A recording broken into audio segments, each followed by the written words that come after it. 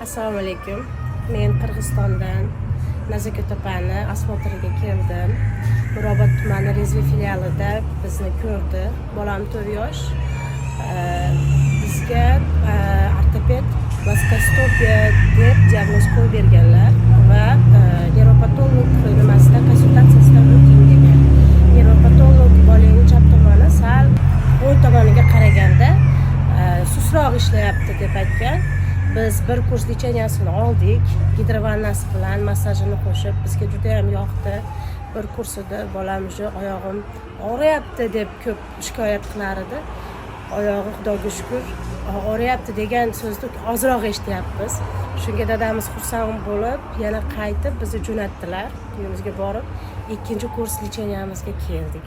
Hozir ko'rib o'zgarish ancha yaxshi deb aytdilar. Juda xursandmiz biz. Nazako'tepaga rahmat.